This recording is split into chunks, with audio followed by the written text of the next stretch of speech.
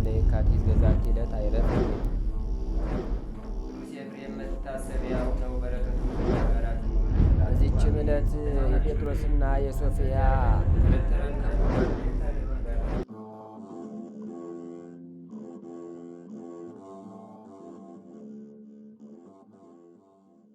በስመ አብ ወወልድ ወመንፈስ ቅዱስ አሐዱ አምላክ አማስሩ ሐሙሱ ለጥር በዛቲ ዕለት አይረፈ ጻድቅ ነቢይ አብድዩ። አንድ አምላክ በሆነ በአብ በወልድ በመንፈስ ቅዱስ ስም ጥር 15 በዚች ቀን እውነተኛ ነቢይ አብድዩ አረፈ። ይህም ነቢይ የሐናንያ ልጅ ነው። በንጉሥ ኢዮሳፍጥም ዘመን ትንቢት ተናገረ። እግዚአብሔርም ስለ ትንሣኤና ስለ ፍርድ ቀን በቃሉ ነገረው። ሁለተኛም ከእስራኤል ልጆች የሚሆነውን ከአሕዛብ ለቀሩት አጸናቸው። አብዝቶ መከራቸውም ገሰጻቸውም። ይህንም ንጉሥ አካዚያስን ይጠሩት ዘንድ ወደ ኤልያስ ከላካቸው ሦስተኛ መስፍን ነው። ከእርሱ አስቀድሞ የመጡ እነዚያን ሁለት መስፍኖች በኤልያስ ቃል እሳት ከሰማይ ወርዳ ከእርሳቸውም ጋር ካሉ ወታደሮች ጋር በላቻቸው። ይህ ግን ወደ ኤልያስ በመጣ ጊዜ በፊቱ ተንበርክኮ ሰግዶ ተገዛለት። እንዲህም አለው፣ የእግዚአብሔር ሰው ተገዛሁልህ። የሊ የባሮች ሰውነትና የእኔ ሰውነት በፊት ትክበር። በእግዚአብሔር ነቢይ ላይ ፈጽሞ አልታበየምና። ነቢዩ ኤልያስም ራራለት። ወርዶም ከእርሱ ጋር ወደ ንጉሡ ሄደ። ይህም አብድዩ ከምድራዊ ንጉሥ አገልግሎት የኤልያስ አገልግሎት እንደምትበልጥ የኤልያስም አገልግሎት ለሰማያዊ ንጉሥ አገልግሎት ታደርሳለችና ይህን በልቡ አወቀ። ስለዚህ ምድራውያን ነገሥታትን ማገልገል ትቶ ነቢይ ኤልያስን ተከትሎ አገለገለው። በላዩም ከእግዚአብሔር ሀብተ ትንቢት አደረበትና ትንቢትን የሚናገር ሆነ። የትንቢቱም ወራት 20 ዓመት ነው። ከጌታችን ስጋዌ በፊት በ900 ዓመት በሰላም በፍቅር አንድነትም አረፈ። እግዚአብሔር ምስጋና ይሁን፣ እኛንም በከበሩ ነቢያት ሁሉ ጸሎት ይማረን፣ በረከታቸውም ከእኛ ጋር ትኑር ለዘላለሙ አሜን። ሰላም ሰላም ተላዌ ኤልያስ አብድዩ ሰበ መሳፍን ተርኤ በእሳተ ቃሉ ዘወእዩ ዘተነበየ በጸጋ በከመ ነቢያት ተነበየ ወጊዜ አይረፈ ስጋው ወደ ውስተ መቃብር ዘአበው ከረዩ።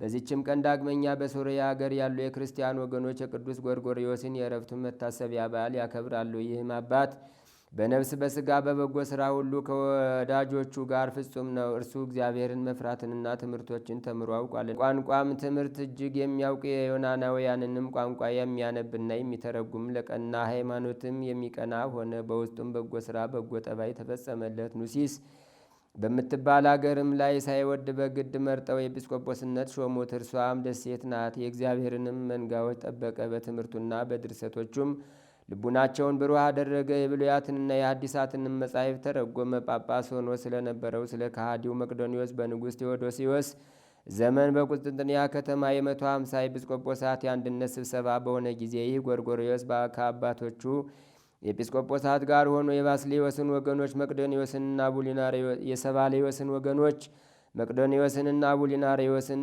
ተከራከራቸው። መልስ አሳጥቶም አሳፈራቸው። ስህተታቸውንም ገለጠ። ይህም የካቲት 1 ቀን ተጽፏል። የዚህንም ክህደት አስወገደ። በቃሉ ሰይፍነት የንባባቸውን የስህተት ሐረግ ተቆራርጦ አጠፋ። ከተሰበሰቡትም ጋር በሰላም ተመለሰ። እነርሱ በድል አድራጊነት፣ እነዚያም ከሃዲያን በእፍረት ሆነው ተመለሱ። ወደ መልካም እርጅና ደርሶ እግዚአብሔርንም ደስ አሰኝቶ አገልግሎ በሰላም አረፈ ነው። በዚህ ወር ጥር 21 ቀን ከገድሉ ጥቂት ጽፈናል። ይኸውም በግብፃውያን እረፍቱ ነው። ለእግዚአብሔር ምስጋና ይሁን፣ እኛንም በጸሎቱ ይማረን፣ በረከቱም ከእኛ ጋር ትኑር ለዘላለሙ አሜን። ሰላም ለጎርጎርዮስ ስንእወ ምግባር በኩሉ ምስለ ጳጳሳት ሄራን በቁስጥንጥንያ መድበሉ ለዝንቱ መዋኢ መታሪ እልዋን ሰይፈ ቃሉ ተዝካረ እረፍቱ በዘይረት ወይደሉ በዛቲ ዕለት ሶርያ ያብዕሉ። በዚችም ዕለት የጴጥሮስና የሶፊያ የአድርማራና የይስሐቅም የእረፍታቸው መታሰቢያ ነው። በረከታቸውም ከእኛ ጋር ትኑር ለእግዚአብሔር ምስጋና ይሁን አሜን። በዚችም ዕለት የከበረ ሕፃን ቂርቆስ እናቱ ብጽዕት ኢየሉጣ ዳግመኛም ለከበረ ሕፃን ቂርቆስ ማኅበር የሆኑ 11,004 ሰዎች በሰማዕትነት ሞቱ። በዚያንም ወራት የክብር ባለቤት የሆነ ክርስቶስን ለሚያምኑ የክርስቲያን ወገኖች ላይ ታላቅ መከራና ስደት ሆነ። ስሟ ኢየሉጣ የሚባል አንዲት ሴት ነበረች። እርሷም ከታናሽነቷ ጀምራ ደግ ናት። ስደትም እንደሆነ በሰማች ጊዜ መኮንኑን ከመፍራት የተነሳ ሕፃኗን ይዛ ከሮም ከተማ ተሰዳ የኪልቅያ አውራጃ ከሆነ ከአርጤስስ ደርሳ ከዚያም በሀገሮች ውስጥ እየተዘዋወረች ተቀመጠች። ወደዚያች ሀገርም ያ ከእርሱ የሻሸችው መኮንን ለእስክንድሮስ መጣ። ጭፍሮቹም ክርስቲያኖችን ፈለጓቸው። ይህችንም ቅድስት ኢየሉጣን አግኝተው ያዟትና ወደ መኮንኑ አደረሷት። የክርስቲያን ወገንም እንደሆነች ነገሩት። መኮንኑም ሴትዮ ተናገሪ፣ ከወዴት ሕዝብ ወገን ነሽ? ነገርሽስ ምንድን ነው? ሀገርሽስ ወዴት ነው አላት። የከበረች ኢየሉጣም እንዲህ ብላ መለሰችለት። የአንጌቤን ሰው ለሆንኩ ለእኔ ወገኖቼ ለኢቆንዮን አገር አለቆች የሆኑ ኤሳውሮሳውያን ናቸው። እኔም በአንተ ምክንያት ሸሽቼ ነበር፣ እነሆ ዛሬ ግን በእጅ ውስጥ ነኝ አለችው። መኮንኑም በእጄ ውስጥ እንደተገኘች ታውቂያለሽና አላት። አሁንም የሚሻለሽን ምረጪ፣ ስምሽንም ተናገሪ፣ እኔንም እሺ በይኝና ለአማልክት ሰው። የከበረች ኢየሉጣም ለረከሱ አማልክት እኔ አልሰዋም አለችው። መኮንኑም ስምሽን ስጪ ተናገሪ አላት። እርሷም የኔ ስም ክርስቲያን መባል ነው አለችው። መኮንኑም ይህ ስንፍና ነው፣ የሚጠቅምሽ አይደለም፣ እንዳትሞች ስምሽን ስጪ ተናገሪ አላት። የከበረች ኢየሉጣም የኔ ስም ክርስቲያን መባል እንደሆነ ነገርኩ። ሞት የሚሽረው በሰዎች ዘንድ የምጠራበትን ከፈለክ ስም የኢየሉጣ ነው ብላ መለሰችለት። መኮንኑም ጽኑ የሆኑ ስቃዮችን በላይሽ ሳያመጡ ተነስተሽ መስዋዕትን ለአማልክት አቅርቢ አላት። የከበረች ኢየሉጣም እውነት ነገርን ለመስራት የምትሻ ከሆነ ዕድሜው 3 ዓመት የሆነ ሕፃን ልጅ ይፈልጉ ዘንድ ወደ ሀገሩ መንደር ላክ፣ ወደ አንተም ያምጡትና የምንገዛላትንና የምናመልከውን እርሱ ይንገረን አለችው። ያን ጊዜም የ3 ዓመት ልጅ ይፈልጉ ዘንድ መኮንኑ ወታደሮችን ላከ። የሀገር ሰዎችም ልጆቻቸውን ሰውረዋልና አላገኙትም። ከዚያም ከከተማው ቅጽር ውጭ በፀሐይ መውጫ ወዳለው በረሃ በኩል ወጡ። የቅድስት ኢየሉጣንም ልጅ አገኙት። ይህ ሕፃን የስንት ዓመት ልጅ ነው ብለው ስለ እርሱ ጠየቁ። ሰዎችም ይህ ሕፃን የ3 ዓመት ሲሆን የክርስቲያናዊት መበለት ልጅ ነው አሏቸው። ያንንም ሕፃን ይዘው ወደ መኮንኑ ወሰዱት። መኮንኑም መልኩ የሚያምርና ደም ግባት ያለው እንደሆነ ባየው ጊዜ ደስ የምትል ደስተኛ ሕፃን ሰላምታ ይገባሃል አለው። ሕፃኑም እኔን ደስተኛ ማለት መልካም ተናገርክ፣ ላንተ ግን ደስታ የለህም፣ እግዚአብሔር ለዝንጎች ደስታ የላቸውም ብሏልና ብሎ መለሰለት። መኮንኑም ሕፃኑን ሳልጠይቅህ ይህን ያህል ትመልስልኛለህን አለው። ሕፃኑም ገና ከዚህ የሚበዛ ነገርን እመልስልሃለሁ አለው። መኮንኑም ሕፃኑን ስምህ ማን ነው አለው። ከንጹሕ አዘቅትና ከማይለወጥ ከማይጠፋ ውሃ የተገኘ ሕፃን ስም የክርስቲያን መባል ነው ብሎ መለሰለት። መኮንኑ ዳግመኛ እንዳትሞት ስምን ንገረኝ አለው። የከበረ ሕፃንም ስም የክርስቲያን መባል እንደሆነ ነገርኩ። ሞክሸ ስም የምትሻ ከሆነ እናቴ የሰየመችኝ ኪርቆስ ነው። መኮንኑም ሕፃን ቂርቆስን እሺ በለኝና ለአማልክት ሰዋ፣ በሥጋህም ስታድግ እሾመሃለሁ፣ በብዙ ወርቅና ብርም አከብረሃለሁ አለው። ሕፃኑም የሰይጣን መልእክተኛ ለእውነትም ጠላቷ የሆንክ ከኔ ራቅ አለው። መኮንኑም ሰምቶ ተቆጣ። ደሙ እንደ ውሃ እስከሚፈስ ቆዳውን እንዲጨምቁትና እንዲገፉት አዘዘ። የከበረች ኢየሉጣም የልጇን ትዕግስት ባየች ጊዜ እግዚአብሔርን አመሰገነችው። ከዚህም በኋላ መኮንኑ ጨውና ሰናፍጭ አምጡ አለ። የሁለቱንም አፍንጫቸውን ከፍተው ያንን ጨውና ሰናፍጭ እንደጨምሩባቸው አዘዘ። ያን ጊዜ ሕፃን ትእዛዝ ለጉረሮዬ ጣፋጭ ሆነ፣ ከማርና ከስኳርም ለአፌ ጣመኝ ብሎ ጮኸ። ሁለተኛም መኮንኑ እንዲህ ብሎ አዘዘ። የረዘሙና የተሳሉ በእሳትም እንደ ፍም የጋሉ 14 የብረት ችንካሮች አምጡ። 7ቱን በእናቱ አካላት ውስጥ ጨምሮ በሕፃኑም 2 በጆሮዎቹ 2 በዓይኖቹ 2 በአፉና በአፍንጫው 1 በልቡ ጨምሩ። እንዲህ ሲጨመርበት ጆሮዎቹ እንዲአሩ ዓይኖቹም ይጠፉ ዘንድ አንደበቱም ይቃጠል ዘንድ ወደ ልቡም ጽኑ ሕማም ገብቶ እርሱ ከዚህ ዓለም በሞት እንዲለይ ለእናቱም እንዲህ አድርጎ ችንካሮችን በቅዱሳኑ በሥጋቸው ሁሉ ተጨመሩ። የክብር ባለቤት በሆነ በጌታችን ትእዛዝ የብረቶቹ ግለት ጠፍቶ እንደ በረዶ ቀዘቀዘ። ጤነኞቹም ሆኑ። መኮንኑም ወደ ወህኒ ወስዳችሁ በዚያ አስራችሁ ዝጉባቸው አለ። ከዚህም በኋላ መኮንኑ የስቃይ መሳሪያን ይሠራ ዘንድ እንዳዘዘው ብረትን የሚያቀልጥ ሰው አምጡልኝ አለ። ባመጡለትም ጊዜ ሰይጣን ወደ መኮንኑ ልብ ገብቶ አንደበቱን ዘጋውና መናገር ተሳነው። ሕፃኑ ፈጥኖ አክሊልን ለመቀበል እንደሚተጋ ሰይጣን ስላወቀ ስለዚህ ዘጋው። ከዚህም በኋላ ሕፃኑ ሠራተኛውን ጠርቶ እኔንና እናቴን የሚያሰቃዩበትን የስቃይ መሳሪያ መስራት ትችላለህን? ይህ መኮንን ግን ምንም የሚያውቀው ነገር የለም አለው። ሠራተኛውም እንደምትሻው በል ንገረኝ፣ እንደምታዘኝን የመስራት እችላለሁ አለው። ሕፃን ቂርቆስም ሊያዝ ጀመረ። እንዲህም አለ፣ 2 መላጫዎች ስፋታቸው 4 ክንድ የሆነ ለእኔና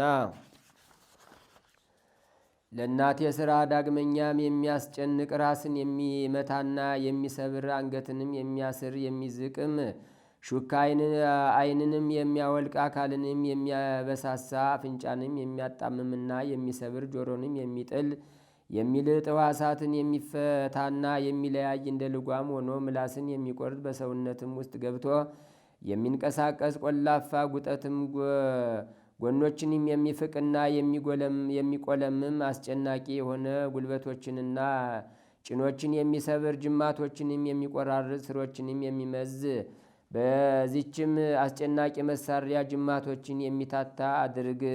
ዳግመኛም በላም አምሳል ሰፊ መቀመጫ ከናስ ሥራ 3 ቀዳዳዎችንም በዚያ መቀመጫ ውስጥ ቅደድ።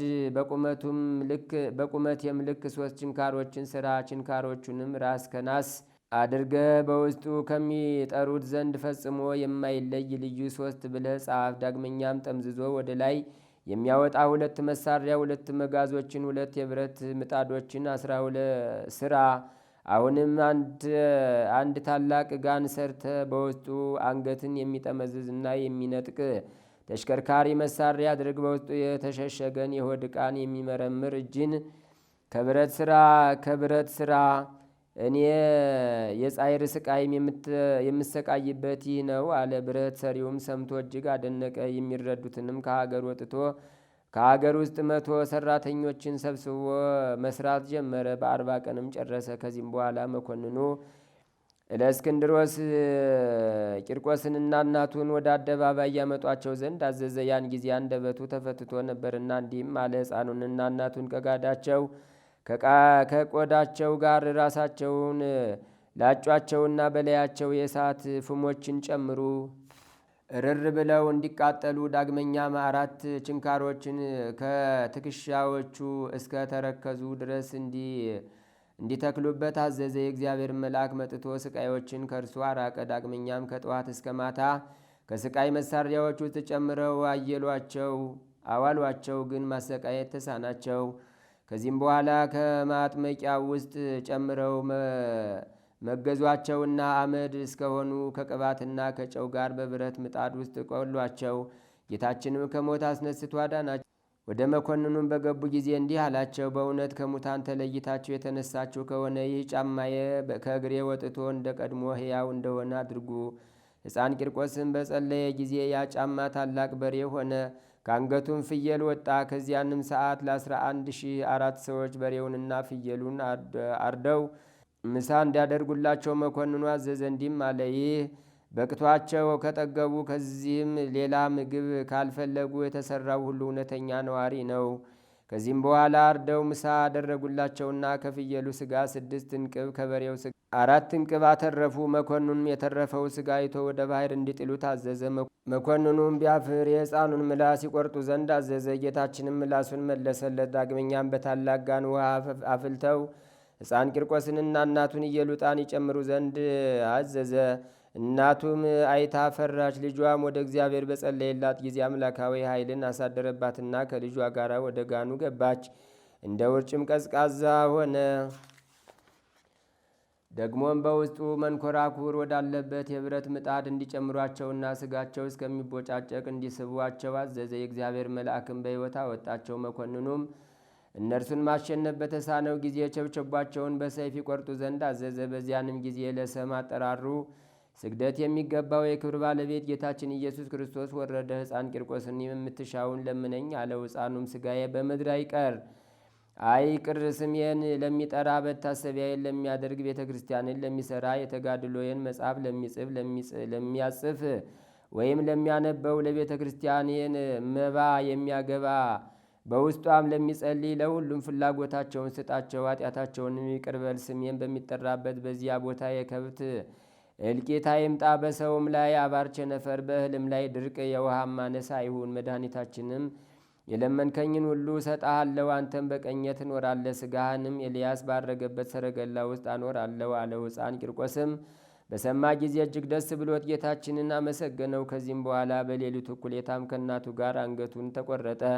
መድኃኒታችንም በማይጠፋ አክሊል ጋረደው። ነፍሶቻቸውንም በታላቅ ክብር ከእርሱ ጋር አሳረገ። ለእግዚአብሔር ምስጋና ይሁን፣ እኛንም በቂርቆስና በኢየሉጣ ጸሎት ይማረን፣ በረከታቸውም ከእኛ ጋር ትኑር ለዘላለሙ አሜን። እግዚአብሔር ሴመ ረድኤቶ ለንስናከ አቃቤ ወስምኦ ወመጥበቤ ፍትው ምግባረ ቂርቆስ ወምኡዘ ሂሩትም ከርቤ ለዘተጽረ በምንዳቤ ወለዘቆስለ በጥብጣቤ ለአባልከ ሰላም እብየ ሰላም ለኢየሉጣ እንተደለዋ ትለዶ ለቂርቆስ ባህሪ ዘብርሃን አምላክ ያውዶ ለመንፈሰ ፍርሃት ዘባቲ በኃይለ ጸሎቱ ዘሰደዶ ትፈቅድኑ ይብየ እግዚኦ ለፍሬው ተአልዶ እንዘ በእሳት ታውኢ ጉንዶ። አንድ አምላክ በሆነ በአብ በወልድ በመንፈስ ቅዱስ ስም ጥር 16 በዚች ቀን የስሙ ትርጓሜ እግዚአብሔር ወዳጅ የሆነ የከበረ ፊላታዎስ በሰማዕትነት ሞተ። በዚችም ቀን የከበረ አባት ተጋዳይ የሆነ ጰላዲዮስ አረፈ። በዚችም ዕለት የቅዱስ ፊላታዎስ ማኅበር የሆኑ 10,503 መኳንንቶችን በሰማዕትነት ሞቱ። በዚችም ዕለት አምድ ከሚባል አገር የሶርያ ሰው ሊቅ ዳንኤል አረፈ። ዛቅረብኩማ ኢሌታ ዘኪርያ ይላፈም ለተጸምዱ ከዘልፈ ለላ አነብብ ተወከብ ዘንዴቴ መጽሐፈን ተረሰይ ከግዚኦ ጸሪቀ መበለት ኩፈ ምላቡላን ዘተርፈ ነቢያት ቅዱሳን ሐዋርያት ሰባክያን ሰማዕት ወጻድቃን ወመላእክት ትጉሃን ደናግላዲ ወመነኮሳት ሄራን ባርኩ ባርኮ ጉባኤ ዛቲ መካን እስከ አረጋዊ ሊቅ ወንውስ ሕፃን ለዘጻሐፎ በክርታስ ወለዛ ጻፎ ወንዘ የደርስ ወለዛ አንበቦ ወለዘ ተርጎሞ በልሳን አዲስ ወለዘ ሰማ ቃሎ በዝነ መንፈስ በጸሎተሙ ማርያም አራቂተ ኩሉም ባይ ስቡረ የመሐረነ ኢየሱስ ክርስቶስ ታምሪሃ ለእግዝእትነ ቅድስት ድንግል በክሌ ማርያም ጸሎታ ወብረከታ ወምረተ ፍቅር ወልዳ ያህሉ ምስለ ኩልነ ህዝበ ክርስቲያን ለዓለም ዓለም አሜን። ልመናዋ ክብሯም ለእኛ በዘላለም በእውነት ደርብና አምላክን የወለደች በሁለቱም ወገን ድንግል የሆነች በድንጋሌ ሥጋ በድንጋሌ ነፍስ የጸናች ክብርት እመቤታችን ያደረገች ታምር ይህ ነው። ከካህናት ወገን የምትሆን ሐና የምትባል ሚስት ያገባ ኢያቄም የሚባል ከወለደ ከነገደ ይሁዳ የተወለደ አንድ ሰው ነበረ። ሁለቱም እግዚአብሔርን የሚወዱ እግዚአብሔር የሚወዳቸው ደጋግ ነበሩ። እግዚአብሔርም ሥራው ሕግ ጸንተው ይኖሩ ነበር። ሚስቱ ግን መክና ትኖር ነበር። ልጅም ስላልነበራት አዝነው ተክዘው ይኖሩ ነበር። ዕለት ዕለት ወደ ቤተ እግዚአብሔር እየሄዱ ልጅ ሰጣቸው ዘንድ በሐዘን በለቅሶ ልመናቸውን ወደ እግዚአብሔር ያቀርቡ ነበር። ከገንዘባቸውም ከፍለው ለድሆች፣ ለጦም አዳሪዎች፣ ለቤተ እግዚአብሔር ይሰጡ ነበር። እግዚአብሔርም ልጅ በመስጠት ልመናቸውን ይቀበላቸው ዘንድ በማመን ይደረግልናል በሚል ተስፋ ጸንተው ይኖሩ ነበር። ከዕለታትም በአንድ ቀን ሐና ሚስቱና ኢያቄም ወጥተው ወደ ተክል ቦታ ገቡ። ቁመውም ሲጸልዩ ርግቦች ከልጆቻቸው ጋር ደስ ብሏቸው ሲጫወቱ አይተው ልጅ ስለሌላቸው ፈጽመው አዘኑ። ከሐዘናቸውን ብዛት የተነሳ አንቀላፍተው ተኙ። ሐናም ተኝታ ሳለች በባሏ በኢያቄም እጅ በትር እንደተያዘ ያችም በትር አብባ አፍርታ አየች። ሁለተኛም እርሱ በሐና እቅፍ ከፍሬ ሁሉ የሚበላው የሌለ የሚጣፍጥ መልካም ፍሬ ተይዞ አየ። ከእንቅልፋቸውም በነቁ ጊዜ ደስ አላቸው። በምኝታቸውም ስላዩት ነገር እርስ በርሳቸው ተነጋገሩ፣ እግዚአብሔርንም አመሰገኑ። ከዚህም በኋላ ፈቃድ እግዚአብሔር ይሁን ብለው ወደ ቤታቸው ገቡ። ከዚያም በኋላ ሐና ጸነሰች፣ ጽንሷም ታወቀ። የሰጠኸኝን ልጅ ለእግዚአብሔር መባ አድርጌ እሰጣለሁ ብላ ለእግዚአብሔር ተሳለች። ሁልጊዜም በጾምና በጸሎት ተወስና በፍጹም ደስታ ለድሆችና ለጦም አዳሪዎች ምጽዋትን ስትሰጥ ኖረች። ይህንን ሁሉ ስላደረገልኝ ፈንታ ለእግዚአብሔር ምን ወረት አለው ብላ በልቧ አሰበች። ለመስዋዕት የማይሆነውን ምግብ ሁሉ ከመብላት ትከለከል ነበር። ስግደትንም ታበዛ ነበር። የሰጣትንም ይጠብቅላት ዘንድ ወደ እግዚአብሔር ልመናን አበዛች። ከ6 ወርም በኋላ የሐና ጽንሷ ታወቀ። የእሷ ዘመዶችም የባሏ ዘመዶችም በሰሙ ጊዜ ወደ እርሷ መጥተው የሕፃንነትሽን ዘመን ካሳለፈ በኋላ ስላንቺ የተደረገ ይህ የምንሰማው ነገር ምንድን ነው? አሏት። መጽነሷንም ያዩ ዘንድ ማኅፀኗን ዳሰሱ።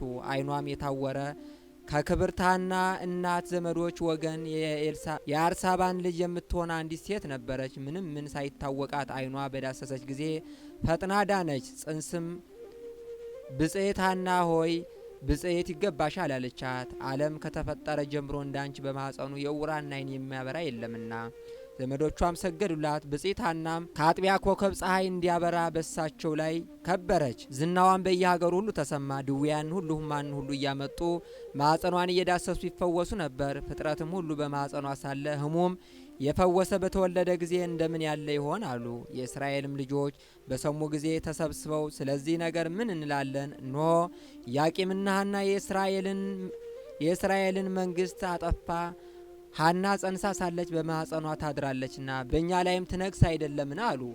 ከሳቸውም አንዱ ይህ ያስደንቃችኋልን? ሙሴ እንደ ጻፈው በድንጋይ ወግረን እንገላታለን ኑ አላቸው። መንፈቀ ሌሊትም በሆነ ጊዜ ስሙ ገብርኤል የሚባል መልአክ ከሰማይ ወርዶ በዘመድ የከበራችሁ ኢያቄምና ሐና ሆይ ተነሱ አላቸው። ሊባኖስ ወደሚባል ተራራም ወሰዳቸው። እኛም ከአሩ የሰይጣን ወጥመድ ታድነና መፍራትንም መወደድንም የተመላች ስሟ ማርያም የምትባል በዚያ ተወለደች። ወደ ጥንት ነገራችን እንመለስና የጽንሷም ወራት በተፈጸመ ጊዜ በግንቦት 1 ቀን ከፀሐይ የምታበራ ሴት ልጅም ወለደች። የመልኳም ደም ግባት ከማርና ከሶከር ይልቅ ደስ ያሰኛል። የመዓዛዋም ሽታ ከሁሉ ይበልጣል። ዘመዶቿና ጎረቤቶቿን በሰሙ ጊዜ ፈጽሞ ደስ አላቸውና ተሰብስበው ወደ እርሷ መጡ። ወደ እርሷም መጥተው ልጇን ባዩ ጊዜ ፈጽሞ አደነቁ። እርስ በርሳቸውም እንደዚች ያለች ብላቴና ከቶ አይተን አናውቅም ተባባሉ። ጸጋ እግዚአብሔርን በእርሷ አድሯልና የእግዚአብሔር ብርሃን በሰውነቷ ሁሉ ተመልቷልና። ከኢያቄምና ከሚስቱ ከሐና ጋርም ደስ እያላቸው የእግዚአብሔርን ቸርነት እየተነጋገሩ 7 ቀን ተቀመጡ። ያችን ብላቴና ስሟን ማርያም አሏት። ይኸውም የእመቤታችን የእግዚአብሔር ስጦታ ማለት ነው። 7 ቀንም በፈጸሙ ጊዜ በፍቅር ወደ የቤታቸው ገቡ። ኢያቄምና ሐናም ልጃቸውን ማርያም ሲያሳድጉና ስለ ልጃቸውም ለሳቸው ስለ አስተዳደጓም ሁሉ እግዚአብሔርን ፈጽመው ሲያመሰግኑት 3 ዓመት ኖሩ። በጾምና በጸሎት ተወስነውም ለድሆችና ለጦም አዳሪዎች ምጽዋትን እየሰጡ በጎ ስራን መስራት አበዙ። ልጃቸው ማርያምን በንጽህና ሲያሳድጓት 3 ዓመት በተፈጸመ ጊዜ ሐና ባሏ ኢያቄምን ወንድሜ ሆይ ልጃችን ለቤተ እግዚአብሔር እንሰጥ ዘንድ ልጃችን ቤተ እግዚአብሔር ልታገለግል ነው እንጂ በዚህ ዓለም እኛን ልታገለግል እንዳልተወለደች አስብ አለችው። ኢያቄምም ይህንን ሁሉ ከሚስቱ ጋር በሰማ ጊዜ ፈጽሞ ደስ አለው። ለመንገድ የሚሆነውም ስንቅና ለቤተ እግዚአብሔር የሚሆነውን መባም ሁሉ አዘጋጁ። ቤተሰቦቿና ባልንጀሮቿም ዘመዶቻቸውም ሁሉ ጠሩ። ልጃቸውንም ይዘው ሄዱና ወደ ቤተ መቅደስ አስገቧት። ካህናት በቤተ መቅደስም ያሉ በሰሙ ጊዜ እነርሱን ለመቀበል ወጥተው መንፈሳዊ ሰላምታ ሰጧቸው። ኢያቄምና ሐናም ልጃቸው ማርያምን አመሰገኗት። በአንብሮተ እጅም ፈጽመው ባረኳት። እግዚአብሔር ሐዘናቸውን በእውነት ተቀብሏልና ቸር በምትሆን በዚች ልጅም ደስ አሰኝቷቸዋልና አሏቸው። እመቤታችንም ለእግዚአብሔር ለእናትነት የተመረጥሽ ንዑድ ክብርት ሆይ ፍቅር ይገባሻል አሏት። ታቅፈውም ይዘው በታኅሳስ 3 ቀን በእግዚአብሔር ፍቅር ወደ ቤተ መቅደስ አስገቧት። ልመናዋ ክብሯ ለዘላለም በእውነት ይደርብን። ወደ እግዚአብሔር ተራራ ማን ይወጣናል? ማን ነው የሚወጣው? እያለ በጥያቄ ምልክት አስቀምጦታል። ማን ነው? ቅዱስ ዳዊት። ቅድመ ልደተ ክርስቶስ 1000 ዓመት በፊት የነበረው ዳዊት፣ ንጉሱ ዳዊት፣ በጽዮን ተራራ ላይ መንግስቱን የመሰረተው ዳዊት፣ እስራኤልን ለ40 ዘመን የመራው ዳዊት፣ እግዚአብሔር እንደ ልቤ ብሎ የጠራው የተመካበት ቅዱስ ዳዊት እሱ ነው የተናገረው። በእግዚአብሔር የተመሰገነ መሪ፣ ያ ደግ መሪ ዳዊት፣ ያ የእስራኤል የመጀመሪያ በስርዓት ስነ መንግስትን የመሰረተ ዳዊት እሱ ነው የተናገረው። እግዚአብሔር የመሰከረለት። እግዚአብሔር የሚመስክሩለት የሚገኝ ሰው የታደለ ነው አይደል? ሰው በእግዚአብሔር በሰው ዘንድ ሲመሰገን ደስ ይለዋል አይደለም? በእግዚአብሔር አይደለም እንዴ? ቅዱስ ዳዊት ግን በእግዚአብሔር ነው የተመሰገነው። በእስራኤል በንግስና ተቀምጦ ወርቅ ወንበር ላይ ተቀምጦ የወርቅ ካባ ለብሶ ነገር ግን ወደ ተቀደሰው ተራራ መውጣት የሚችል ማን ነው እያለ ወደ ቅድስናው ተራራ የወጡትን ቅዱሳን ይመለከትና ያደንቅ ነበር። አያችሁ። መኑ ያዕርግ ውስተ ደብረ እግዚአብሔር ወመኑ ይቀውም ውስተ መካነ መቅደሱ። በተመረጠው በቅዱሱ ስፍራስ የሚቆም ማን ነው? ወደ እግዚአብሔር ተራራስ የሚወጣ ማን ነው እያለ ይናገራል። አዎ በምሳሌ ነው የሚናገረው። ጥበበኛ ነው። ጥበበኛ ሀገር ይመራ አይደል? ምሁር ነው፣ የተማረ ነው። በምሳሌ በጥበብ ይናገር ነበር ዳዊት። አያችሁ። አዎ በዘመናችን ስናመጣ ወደ ተቀደሰው ተራራ የሚወጣ ማን ነው? ተራራ የተባለ አንደኛ ገነት ነች። ገነት ተራራ ትባላለች። የቅድስና ተራራ። አያችሁ፣ የእግዚአብሔር ተራራ የሰው ልጅ ከብሮና ገኖ ይኖርባት ዘንድ የተሰጠች ገነት ለሰው ልጅ ተራራ ነበረች፣ ቅድስት የሆነች። ነገር ግን እንደሚታወቀው የሰው ልጅ በገነት ከሰማይ በታች ያለውን ሁሉን እንዲገዛ እንዲበላ ተሰጥቶ ነበር። መጨረሻ ላይ ግን ዘፍጥረት ምዕራፍ 3 ቁጥር 6 እንደምንመለከት የሰው ልጅ አንዲት ዕፀ በለስን ሕግ ተቀምጣለት ነበር። ያችን እንዳትበላ እንጂ ሌላውን ግዛ ብላ ጠጣ ተብሎ ነበር። ያችውንም ነፍጎት አይደለም፣ እግዚአብሔር ሕግ ስለሆነ ነው። ይችን ዕፀ በለስ የሰጠበት ምክንያት አንደኛ የሰው ልጅ እግዚአብሔርን የምን ያህል እንደሚወደው ይታወቅ ዘንድ ነው። ሁለተኛ እግዚአብሔር የሰውን ልጅ የምን ያህል እንደሚወደው የእግዚአብሔር ለሰው ልጅ ያለው ፍቅር እንዴት እንደሆነ በፍጥረታት ሁሉ ይገለጽ ዘንድ ዕፀ በለስን ለአዳም እንዳትበላ ብሎ ሰጠ። ሰው ግን እምነቱን አፈረሰ። አዳም ተራመደና ዕፀ በለስን በላ፣ ባጭሩ ወደቀ። ከዚያ ከቅድስናው ተራራ ወደቀ። ከዚያ በኋላ የአዳም ልጅ በሙሉ በኃጢአት ተያዘ፣ በበደል ተያዘ። ማንም ወደዛ ወደ ገነት ወደ ቅድስናው ተራራ ሊወጣ ይቻላል አልነበረም። ያን ተመለከተና ቅዱስ ዳዊት ምናለ መኑ የዐርግ ውስተ ደብረ እግዚአብሔር፣ ወደ እግዚአብሔር ተራራ ማን ነው ወደ ገነት የሚወጣል? ማን ነው? ወመኑ ይቀውም ውስተ መካነ መቅደሱ፣ በምስጋናው ቦታስ ንጹሕ ሆኖ የተገኘ ወደ ዕፀ በለስ ቦታ ያልተራመደ፣ እጁ የዕፀ በለስን ቅጠል ያልቀጠፈ፣ ጉሮሮው ዕፀ በለስን ያልዋጠ፣ ጥርሱ የዕፀ በለስን ቅጠል ያላኘከ ማን ነው እሱ ወደ ገነት የሚወጣ እያለ ይመለከት ነበር። ማን ነው? ዳዊት። ሁሉ በደለኛ በነበረበት ሰዓት አያችሁ፣ ማን ነው አለ። አንደኛው ያ ሲሆን፣ ሁለተኛ ሊመጣ ላለው ለሐዲስ ኪዳን የሰው ልጅ ፍቅር ይገለጽ ዘንድ ነው ዕፀ በለስን የሰጠ ብያቸው። ሕገ ወንጌል የእግዚአብሔር ተራራ፣ ሕገ ወንጌልን ተራራ ይላታል መጽሐፍ። ምን ይላታል? አንደኛው ከገነት ያለችውን ገነትን ሲሆን፣ ሁለተኛ ሕገ ወንጌል ተራራ። ሲጀመር ሕገ ወንጌል የሚገርማችሁ በዮርዳኖስ በውሃ እንዲሁም ደግሞ በተራራው ላይ ተመሰረተችው። የማቴዎስ ወንጌል ምዕራፍ 5 ላይ ስንመለከት ወዐርገ ጌታችን ኢየሱስ ክርስቶስ ወደ ተራራ ወጣ፣ ተቀመጠም፣ ወከሰተ አፉሁ ነገር ጀመረ፣ እንዲህ አለ ብፁዓን ነዳያን በመንፈስ እስመ ሎሙ ይእቲ መንግሥተ ሰማያት። በነፍስ ነዳያን ነን የሚሉ ብፁዓን ናቸው፣ መንግሥተ ሰማያት የነሱ ናትና አለ። ወንጌል በየት ተመሰረተች? በተራራ።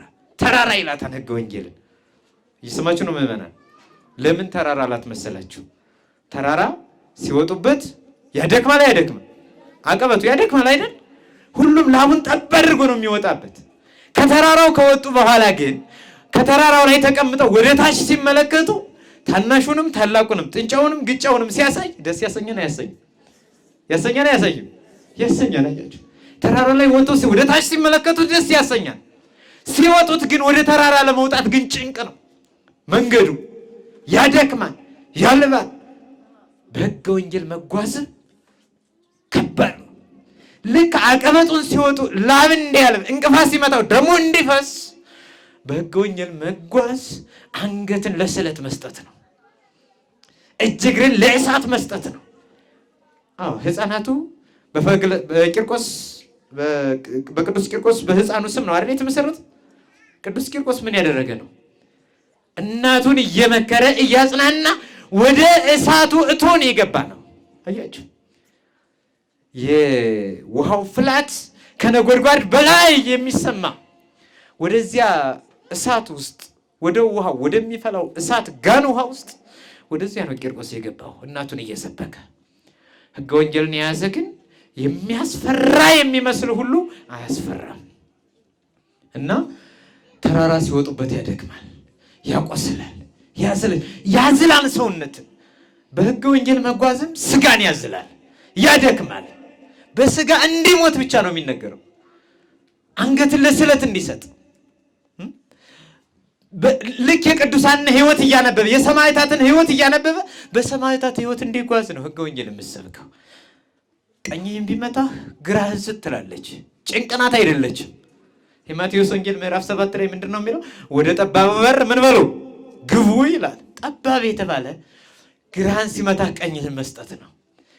ጠላትህን በፍቅር ማሸነፍ ነው። ይሄ ከባድ ነው፣ ጠባብ ነው፣ ያደክማል። ልክ የተራራው መንገድ ነው።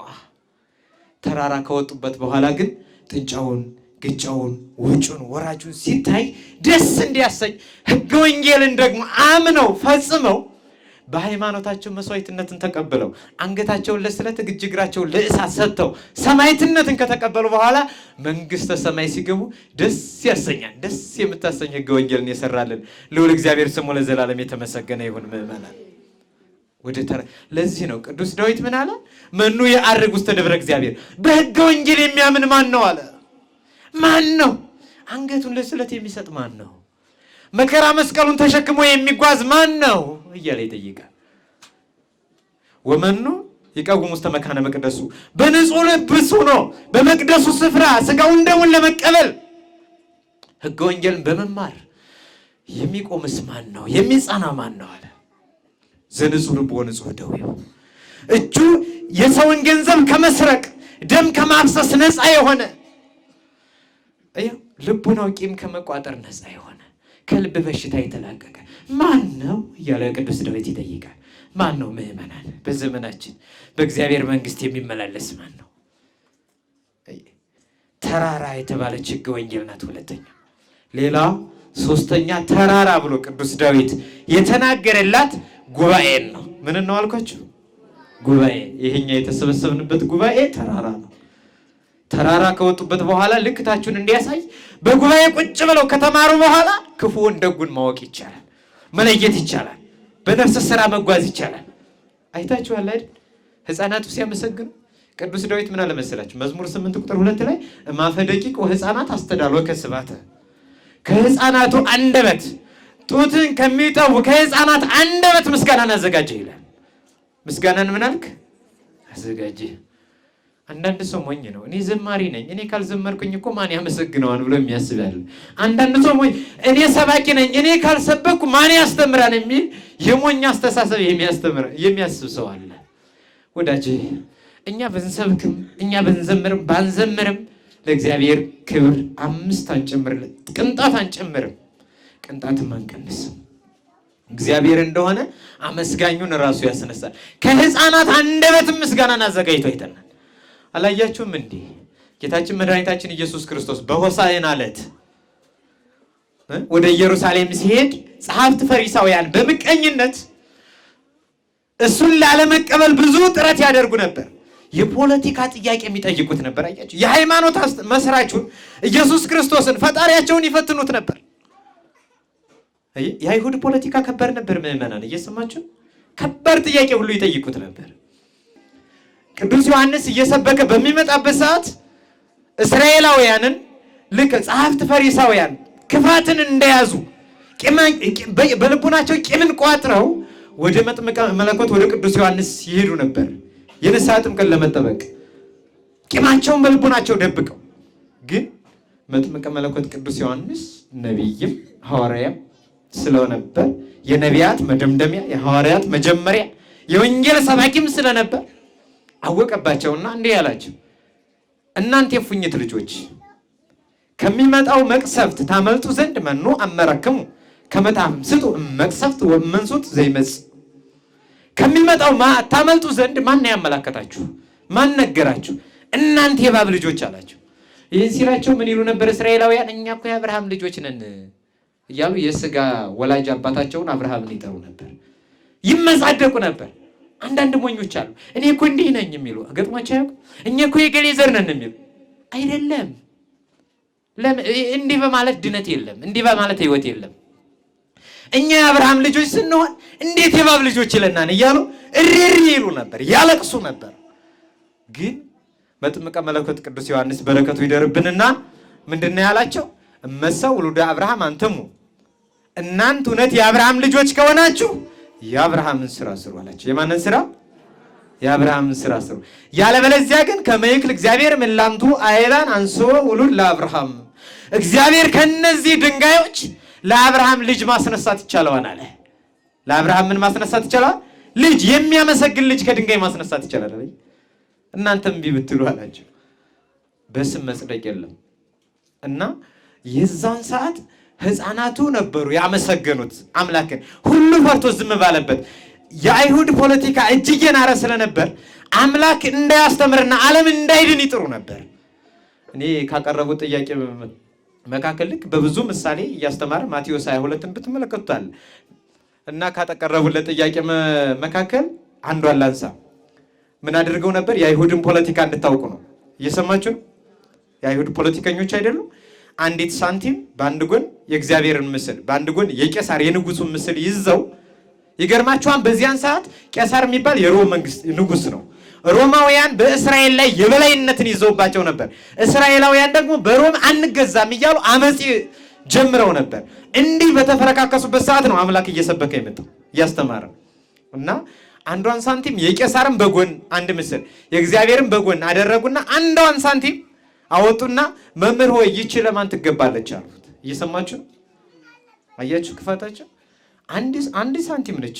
ግን በአንድ ጎን የእግዚአብሔር ምስል አላት፣ በአንድ ጎን የቄሳር ምስል አለ። ለማን ትገባለች አሉ። ሐሳባቸው የቄሳርን ምስል አይቶ ለቄሳር ስጡ ካለን ይሄው በጎን የእግዚአብሔር ምስል አለ፣ ግን ለቄሳር ስጡ እያለ የቤተ መቅደሱን ነዋያት እያወጣ እየሰደደ ነው ብለን ለቄሳር እያስገበረ ነው፣ የቄሳር ተላላኪ ነው ብለን ከህዝቡ ጋር እናጣላለን ነው ሐሳባቸው። አይ ለቤተ ክርስቲያን አስገቡ ቢለን እንደዚያ የሚል ከሆነ ደግሞ ይሄው የቄሳር ምስል ያለበትን ለቤተ ክርስቲያን አስገቡ እያለ ለቄሳር ግብር እንዳይገበር እያሳመፀ ነው ብለን ከንጉሱ ጋር እናጣላለን የሚል ነበር። ፖለቲካ ነው አይደለም? ይሄ ነው እኮ አየህ፣ የአይሁድ ፖለቲካ ከባድ እኮ ነው። እግዚአብሔር ግን መድኃኒታችን ኢየሱስ ክርስቶስ ክብር ይግባውና ምንድን ነው ያላቸው? ይህች ሳንቲም ለማን ትገባለች ሲሉ መልኩን አሳዩኝ አላቸው። ምኑን አሳዩኝ? መልኩን አሳዩኝ። አዎ እግዚአብሔር እናንተንም እኛንም ምእመናን እየሰማችሁ ነው። መልካችሁን አሳዩኝ ይላል እግዚአብሔር። የእኛም መልክ ማየት ይፈልጋል እግዚአብሔር። በአርአያውና በምሳሌው የፈጠረን ስለሆን እኛን ማየት ይፈልጋል እግዚአብሔር። መልክህን አሳየን ቢለን፣ መልካችሁን አሳዩን ቢለን፣ ለእግዚአብሔር የሚታይ መልክ አለን? ምእመናን አለን ወይ? እውነት በንስሐ የታጠበ ሰውነት አለን? እውነት ጉባኤ የሚከታተል ቃለ እግዚአብሔር ያዘለ ሰውነት አለን? እውነት በጽድቅ መንገድ የሚመላለስ ልቡና አለን? የኛ መልክ ማንን መስሎ ይሆን? መልኳን አሳዩኝ የሳንቲሟን አለ እግዚአብሔር። ሲያሳዩት በአንድ ጎን የቄሳር አለ፣ በአንድ ጎን እግዚአብሔር አለ። ምን አላቸው? የቄሳርን ለቄሳር የእግዚአብሔርን ደግሞ ለማን? ለእግዚአብሔር። ቄሳር የተባለ ዲያብሎስ ነው። ቄሳር የተባለ ሰይጣን ነው። የሰይጣንን ለሰይጣን ስጡ፣ እናንተ ግን የሰው ልጆች የእግዚአብሔር ምስል ናችሁና የኔ ናችሁ፣ ወደ እኔ ነው እያለ ነበር። እየሰማችሁ ነው ምእመናን? እንዲህ አይነት ጥያቄ ጉባኤ እንዳይሰፋ የተጣመመ ጥያቄ የሚጠይቁ ሰዎች አሉ። አሁንም ፈተና ሊኖር ይችላል። እየሰማችሁ ነው?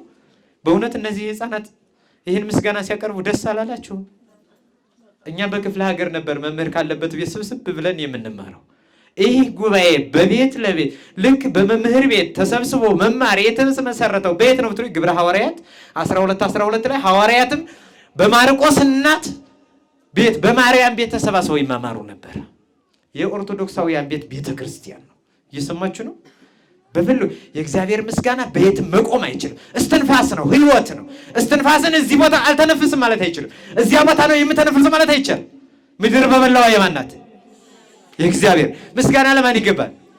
ለእግዚአብሔር። አያችሁ፣ ምድር በሙሉ የእግዚአብሔር ነው።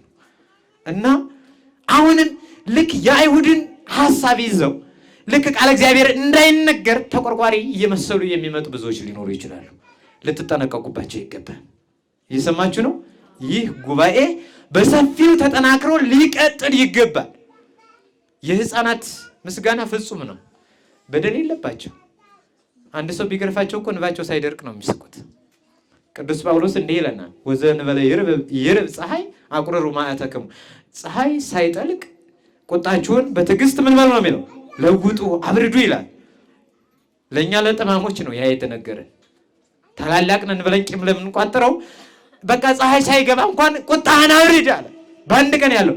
ህፃናት ግን ይገርመኛል፣ እንባቸው ሳይደርቅ ግን ቁጣቸውን ያበርዳሉ።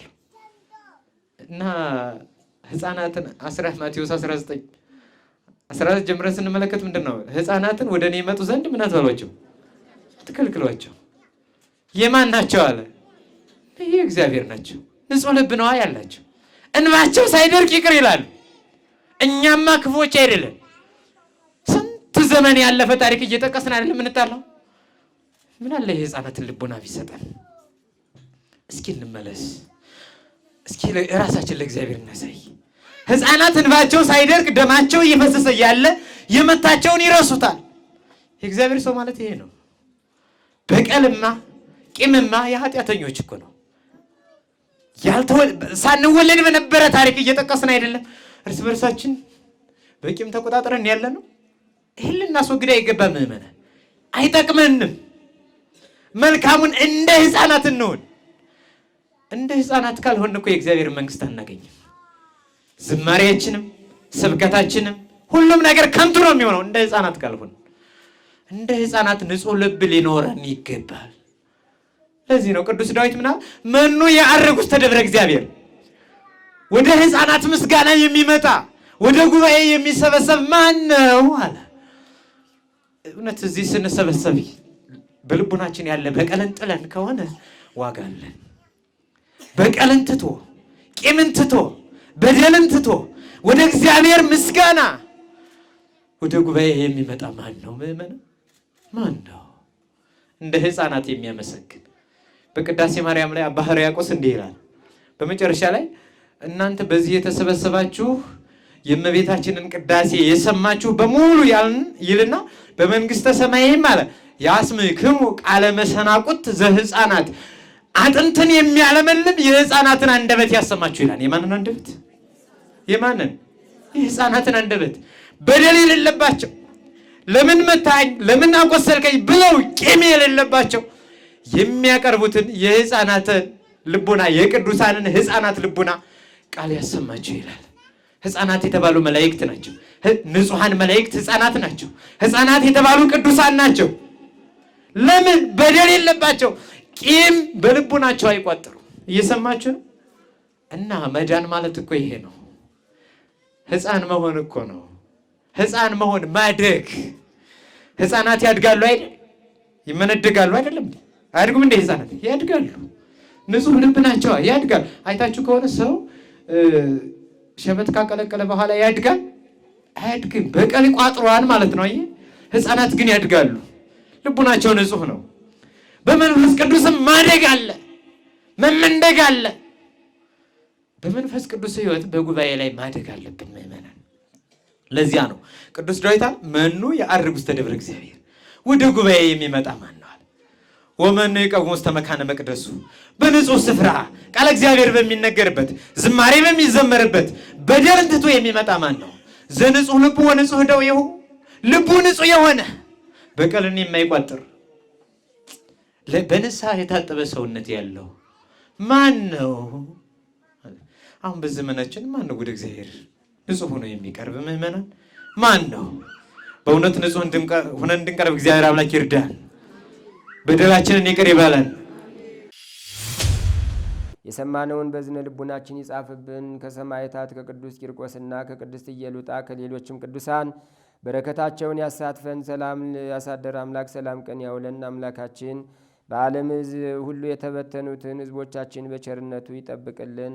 አቡነ ዘበሰማያት ይትቀደስ ስምከ ትምጻእ መንግሥትከ ወይኩን ፈቃድከ በከመ በሰማይ ከማሁ በምድር ሲሳየነ ዘለለ ዕለትነ ሀበነ ዮም ወኅድግ ለነ አበሳነ ወጌጋየነ ከመ ንሕነኒ ንኅድግ ለዘአበሰ ለነ ኢታብአነ እግዚኦ ውስተ መንሱት አላ አድኅነነ ወባልሐነ ኩሉ ኩይስ መዚአከ ይእቲ መንግሥት ኃይል ወስብሐት ለዓለመ ዓለም።